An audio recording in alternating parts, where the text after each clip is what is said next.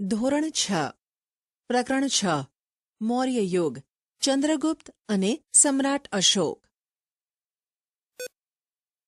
રવિવાર હોવાથી સોસાયટીના 100 બાળકો મેદાનમાં ક્રિકેટ રમવા ભેગા થયા. ભવ્ય અને જલ્પે ટીમ પાડી. બેટિંગ કે બોલિંગ નક્કી કરવા માટે સિક્કો ઉછાળ્યો. જલ્પ બોલ્યો, કિંગ. સિક્કો હવામાંથી નીચે જમીન પર પડ્યો. કિંગ પડ્યો એટલે જલ્પે બેટિંગ માંગી. બાજુમાં ઊભેલો હેતાંશ બોલી ઉઠ્યો, સિક્કા પર આપેલી આ સિંહની આકૃતિ ક્યાંથી લીધી હશે? ભવ્યએ તેને સમજાવ્યો, સિક્કા પર આપેલી સિંહની આકૃતિ એટલે કિંગ. સારનાથના વિશાળ સ્તંભ પર આ સિંહની આકૃતિ સ્થાપિત કરવામાં આવેલી છે. આ સ્તંભને મૌર્ય વંશના સમ્રાટ અશોક દ્વારા નિર્માણ કરવામાં આવ્યો હતો. ભારતે તેને રાષ્ટ્રીય પ્રતીક તરીકે સ્વીકારેલ છે. મૌર્ય વંશ, સ્થાપક અને શાસક. 1. ચંદ્રગુપ્ત મૌર્ય, મૌર્ય વંશના સ્થાપક. ઈસવીસન પૂર્વે 321 થી ઈસવીસન પૂર્વે 297. બાળપણમાં રાજાની રમત રમતા ચંદ્રગુપ્તનો હીર પારખીને તક્ષશિલાના કૌટિલ્ય ગોત્રના આચાર્ય વિષ્ણુગુપ્તે એટલે કે ચાણક્યએ તક્ષશિલા લઈ જઈ તેને શસ્ત્ર અને શાસ્ત્રોની તાલીમ આપી. ચાણક્યની તાલીમની મદદ અને માર્ગદર્શનથી ચંદ્રગુપ્ત મૌર્યએ ઈસવીસન પૂર્વે 321માં નંદ વંશના અંતિમ સમ્રાટ ધનનંદને હરાવીને મગધની ગાદી સંભાળી. મૌર્ય વંશની સ્થાપના કરી. ચાણક્યની રાજનીતિ અને વહીવટ અંગેની કુશળતાનો સંપૂર્ણ લાભ ચંદ્રગુપ્તને મળ્યો. ચાણક્ય દ્વારા લખાયેલા અર્થશાસ્ત્ર નામના ગ્રંથમાંથી તે સમયની રાજકીય, આર્થિક અને સામાજિક જીવનની માહિતી મળી રહે છે. ચંદ્રગુપ્તની તમામ સિદ્ધિઓમાં ચાણક્યના મુત્સુદ્દીગીરીવાળા માર્ગદર્શને ઘણો મહત્વનો ભાગ ભજવ્યો હતો. ગ્રીક રાજા સેલ્યુકસ નિકોતરને હરાવીને ચંદ્રગુપ્તે 4 પ્રદેશો કાબુલ, કંધાર, હેરાત અને બલુચિસ્તાન જીત્યા હતા. ચંદ્રગુપ્તની બહાદુરીથી પ્રભાવિત થઈ સેલ્યુકસે પોતાની પુત્રી હેલેનાને ચંદ્રગુપ્ત સાથે પરણાવી અને પોતાના રાજદૂત મેગસ્થનેસને તેના દરબારમાં મોકલ્યો. પાટલીપુત્રમાં રોકાણ દરમિયાન મેગસ્થનેસે લખેલ પુસ્તક ઇન્ડિકામાંથી મગધ સામ્રાજ્યના પાટનગર અને એના વહીવટ વિશેની અગત્યની અને આધારભૂત જાણકારી મળે છે. રાજ્ય વિસ્તાર. ચંદ્રગુપ્તે પોતાની વીરતા અને ચાણક્યની રાજનૈતિક કુશળતાથી પોતાની સત્તાનો પ્રસાર ભારતના અન્ય પ્રદેશોમાં કરી સમગ્ર ભારત પર એક સાર્વભૌમ સત્તા સ્થાપવાનો પ્રયત્ન કર્યો. ઉત્તરમાં અફઘાનિસ્તાન, પેશાવર, કંધારથી લઈને પૂર્વમાં બંગાળ સુધી તેનું શાસન હતું. પશ્ચિમ ભારત પર પણ એની સત્તા હતી. સૌરાષ્ટ્રમાં પણ તેનું શાસન હોવાનું તથા પુષ્યગુપ્ત નામના વૈશ્ય અમાત્યને ત્યાંના રાષ્ટ્રીય એટલે કે રાજ્યપાલ તરીકે નિમ્યા હોવાનું આધારોમાં જણાવેલ છે. સૌરાષ્ટ્રમાં આવેલ ગિરિનગર જૂનાગઢના ગિરનાર પર્વતમાંથી નીકળતી નદીઓ પર બંધ બાંધીને પુષ્યગુપ્તે સુદર્શન તળાવનું નિર્માણ કરાવ્યું હતું. દક્ષિણ ભારતના કોંકણ, કર્ણાટક, મહારાષ્ટ્ર વગેરે પ્રદેશો પણ મગધ સામ્રાજ્યનો એક ભાગ હતા. વાયવ્યમાં છેક પશ્ચિમ ગાંધાર, અફઘાનિસ્તાન સુધીના પ્રદેશો પણ ચંદ્રગુપ્તની સત્તા હેઠળ હતા. આમ સમગ્ર ભારત પર મૌર્ય સામ્રાજ્યની સાર્વભૌમ સત્તા પ્રવર્તતી હતી. જાણવા જેવું. રાજદૂત, એલચી. એક રાજ્યનો બીજા રાજ્યમાં મોકલવામાં આવતો પ્રતિનિધિ. ભારતમાં આવેલ અન્ય દેશોની એલચી કચેરીઓના કાર્ય વિશે તમારા શિક્ષક પાસેથી જાણકારી મેળવો. ચંદ્રગુપ્તે તેના જીવનનો અંતિમ સમય જૈન મુનિ ભદ્રબાહુ સાથે મૈસૂર, હાલ કર્ણાટકના શ્રવણબેલગોળામાં વિતાવ્યો હતો. ઈસવીસન પૂર્વે 297માં તે મૃત્યુ પામ્યો. ચંદ્રગુપ્તે 24 વર્ષ રાજ્ય કર્યાનું અને છેલ્લા વર્ષોમાં તેણે જૈન ધર્મ અપનાવ્યાની વાત જૈન પુરાણોમાંથી મળી આવે છે. ભારતમાં મૌર્ય વંશની સ્થાપના પહેલાનો ઇતિહાસ આદ્ય ઇતિહાસ તરીકે ઓળખવામાં આવે છે. મૌર્ય વંશની સ્થાપનાની ચોક્કસ અને આધારભૂત માહિતી વિવિધ સ્ત્રોતોમાંથી મળી રહે છે. ચંદ્રગુપ્ત મૌર્ય દ્વારા વિષ્ણુગુપ્ત ચાણક્યની મદદથી સ્થાપવામાં આવેલું મૌર્ય સામ્રાજ્ય ભારતનું પ્રથમ ઐતિહાસિક સામ્રાજ્ય કહેવાય છે. મૌર્ય વંશની જાણકારી મેળવવાના સ્ત્રોત. ક્રમ, કૃતિ, લેખક. 1. અર્થશાસ્ત્ર, આચાર્ય વિષ્ણુગુપ્ત ચાણક્ય, કૌટિલ્ય. 2. ઇન્ડિકા, મેગસ્થનીસ. 3. દીપવંશ અને મહાવંશ, બૌદ્ધ ગ્રંથો, સિલોન. 4. મુદ્રા રાક્ષસ, નાટક, વિશાખદત્ત. આ ઉપરાંત મૌર્ય સમ્રાટોએ કોતરાવેલ શિલાલેખો, સ્તંભલેખો, ગુફાલેખો, સ્તૂપો અને વિહારો વગેરેમાંથી પણ ઐતિહાસિક માહિતી પ્રાપ્ત થાય છે. વિચારો. વર્તમાન સમયમાં તમારે કોઈ વ્યક્તિ, વસ્તુ કે સ્થળ વિશે માહિતી મેળવવી હોય તો તમે કેવી રીતે મેળવો છો? Grand trunk road, GTR, Asia ખંડનો સૌથી જૂનો અને લાંબો મુખ્ય રોડ છે. આ રોડનું નિર્માણ સૌપ્રથમ ચંદ્રગુપ્ત મૌર્યના સમયમાં થયું હતું. તે તામ્રલિપિત થઈને તક્ષશિલા અને તક્ષશિલાથી મધ્ય એશિયાને જોડતો હતો. તે સમયે ગંગાના મેદાનથી ગંધાર સુધી આ રોડ વિસ્તરેલો હતો. શેરશાહ શૂરીએ પોતાના શાસનકાળમાં આ રોડનું પુનઃનિર્માણ કરાવ્યું હતું. અંગ્રેજ શાસનકાળ દરમિયાન ડેલહાઉસીએ કોલકાતાથી પેશાવર સુધી આ રોડનું પુનઃનિર્માણ કરાવ્યું હતું. વર્તમાન સમયમાં આ રોડ દિલ્હીથી કોલકાતા સુધીના રાષ્ટ્રીય ધોરીમાર્ગથી ઓળખાય છે. 2. બિંદુસાર, ઈસવીસન પૂર્વે 297 થી ઈસવીસન પૂર્વે 273. ચંદ્રગુપ્તના અવસાન બાદ તેનો પુત્ર બિંદુસાર મગધની ગાદીએ આવ્યો. પિતા ચંદ્રગુપ્ત તરફથી વારસામાં મળેલું વિશાળ સામ્રાજ્ય યથાવત ટકાવી રાખી તેની ભેટ પુત્ર અશોકને આપી એ જ બિંદુસારની મોટામાં મોટી સિદ્ધિ ગણાય છે. અને રાજકુમાર અશોકની અવંતીના રાષ્ટ્રીય રાજ્યપાલ તરીકે નિમણૂક થઈ હતી. સુશીમના સમયમાં તક્ષશિલામાં થયેલ બળવાને નિયંત્રિત કરવામાં તે નિષ્ફળ રહ્યો. જ્યારે અશોકે આ કાર્ય સફળતાપૂર્વક પાર પાડી બળવો દબાવી દીધો. બિંદુસારે તેના શાસનકાળમાં કોઈ નવો પ્રદેશ જીત્યો ન હતો, પરંતુ ગ્રીક રાજ્યો સાથેના મૈત્રીભર્યા સંબંધો જાળવી રાખ્યા હતા. તેણે મગધની ગાદી પર લગભગ 25 વર્ષ સુધી રાજ્ય કર્યું. 3. સમ્રાટ અશોક, ઈસવીસન પૂર્વે 273 થી ઈસવીસન પૂર્વે 232. પિતા બિંદુસારના મૃત્યુ પછી મોટાભાઈ સુશીમ અને બીજા સાવકા ભાઈઓ સાથે થયેલા સંઘર્ષને કારણે ગાદીએ આવ્યાના 4 વર્ષ બાદ રાજધાની પાટલીપુત્રમાં અશોકનો રાજ્યાભિષેક થયો હતો. રાજ્યાભિષેક થયા બાદ અશોકે પિતા તરફથી વારસામાં મળેલ રાજ્ય વિસ્તારમાં વધારો કર્યો. તેના શિલાલેખમાં જણાવ્યા મુજબ તેનું સામ્રાજ્ય વાયવ્ય સરહદે આવેલા કંદહાર અને પેશાવરથી ઉત્તર ભારતમાં નેપાળ સુધી, દક્ષિણે મૈસૂર હાલનું કર્ણાટક સુધી, પશ્ચિમે ગુજરાત સૌરાષ્ટ્ર સુધી, પૂર્વમાં મગધ હાલનું બિહાર, કલિંગ હાલનું ઓડિશા સુધી ફેલાયેલું હતું. કલિંગનું યુદ્ધ અને અશોકનું હૃદય પરિવર્તન.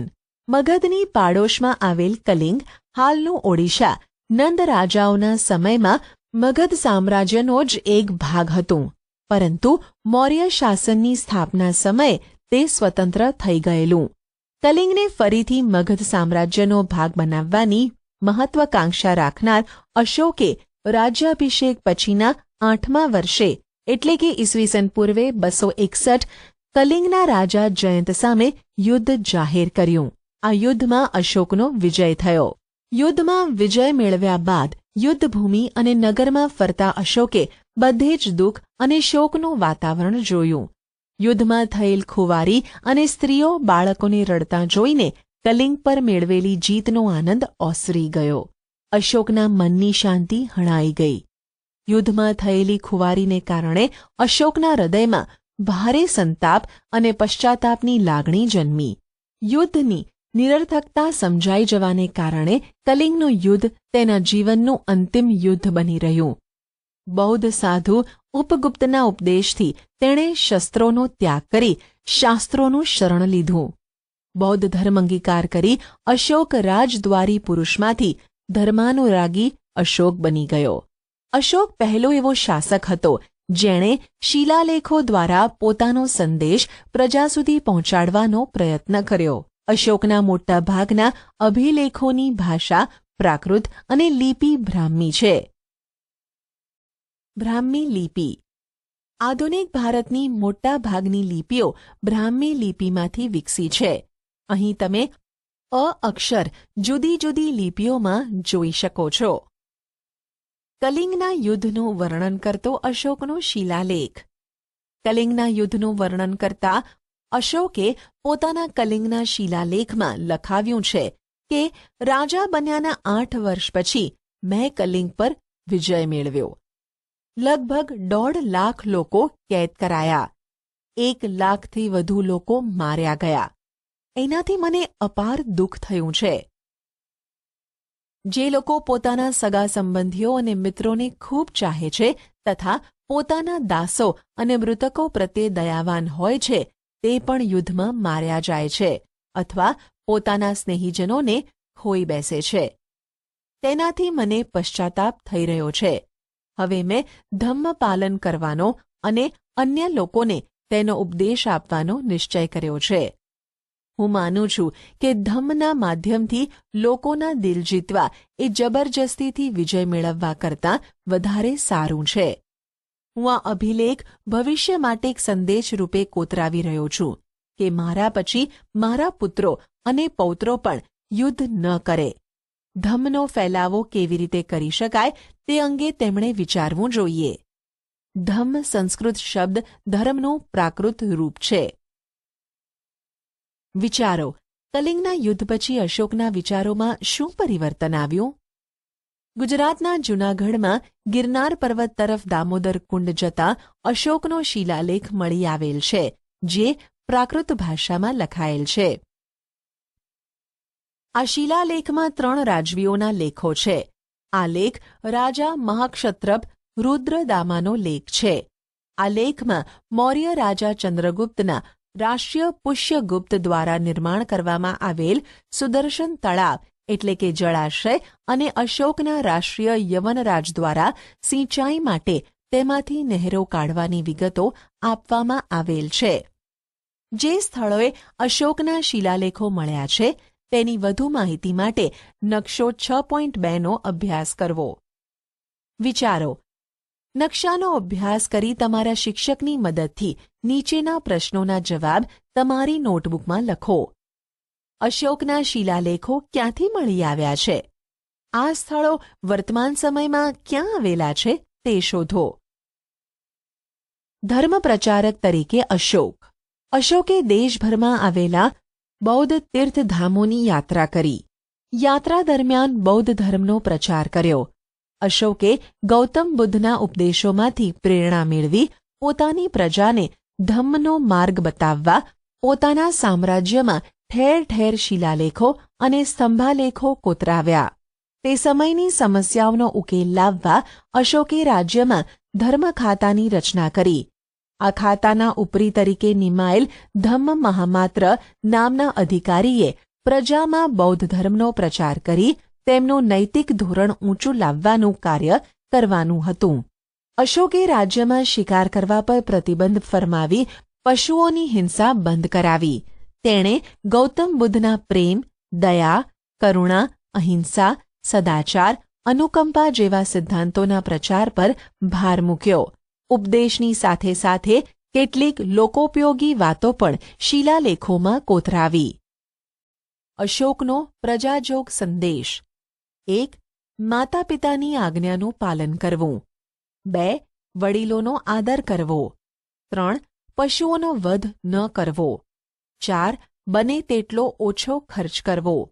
5. ગુરુની સેવા કરવી. 6. સ્ત્રીઓ અને નોકરો પ્રત્યે માયાળું વર્તન રાખવું. 7. બ્રાહ્મણો અને શ્રમણોને દાન આપવું. 8.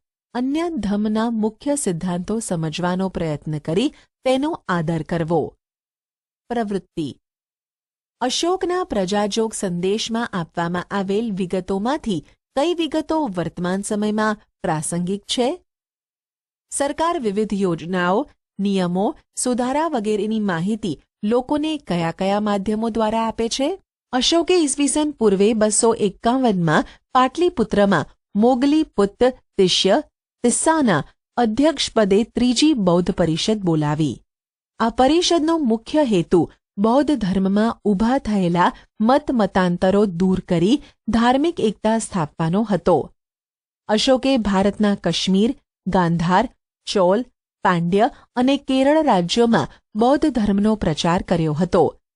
સમ્રાટ અશોકે Brahmadesh, Myanmar, Ceylon, Sri Lanka, Syria, Egypt, Macedonia વગેરે દેશોમાં ધર્મપ્રચાર માટે ધર્મપ્રચારક મંડળો મોકલ્યા.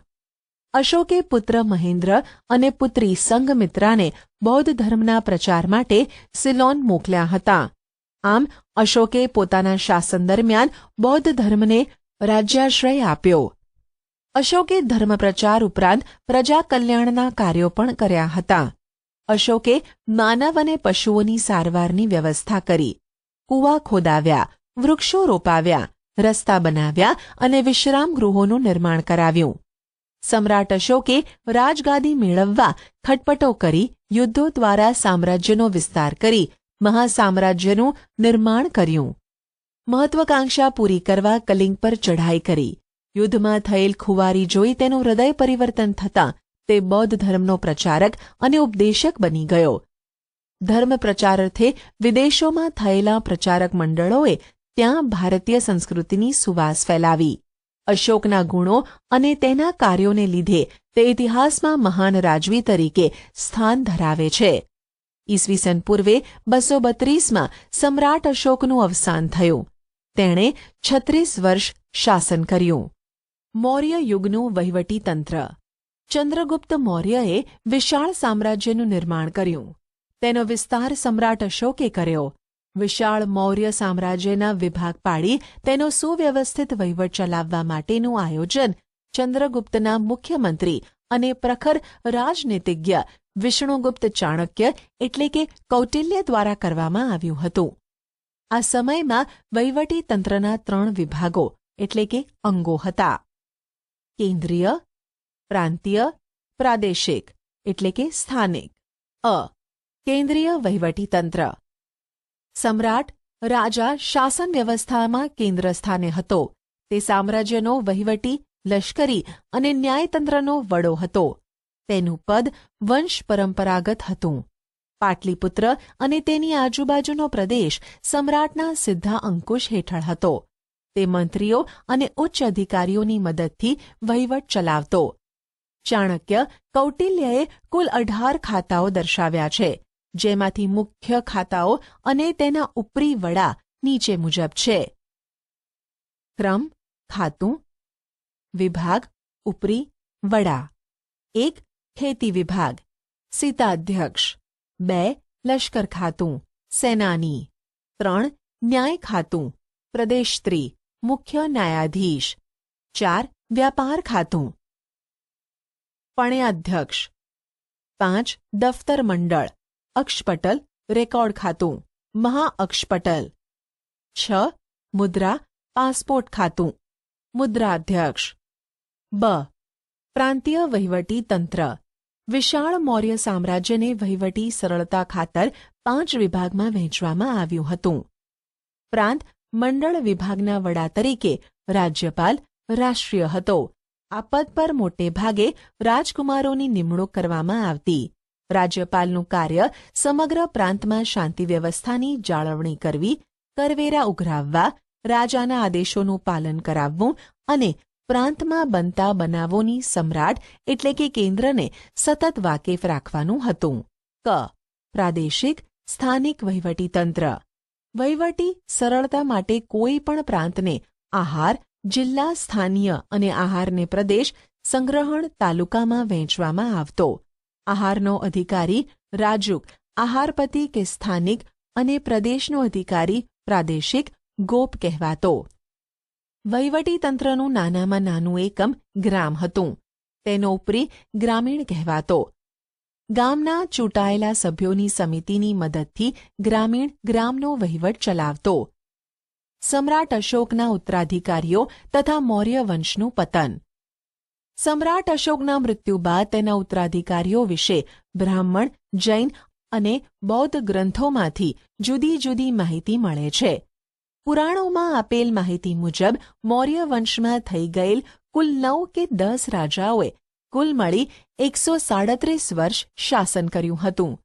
બૌદ્ધ ગ્રંથોમાં જણાવ્યા મુજબ અશોક પછી અનુક્રમે કુણાલ, સંપ્રતિ, શાલિસુક, જયલોક, દશરથ, દેવવર્મા, શતધન્વા અને બૃહદ્રથ રાજાઓ થઈ ગયા. મૌર્ય વંશના અંતિમ રાજા બૃહદ્રથના નિર્બળ શાસનનો લાભ લઈ તેના સેનાપતિ પુષ્યમિત્ર શુંગે લશ્કરી કવાયત જોવાના બહાને બોલાવી તેની હત્યા કરી. આમ ઈસવીસન પૂર્વે 185માં પુષ્યમિત્ર શુંગે મગધની ગાદી પર શુંગ વંશની સ્થાપના કરી મૌર્ય વંશનો અંત આણ્યો.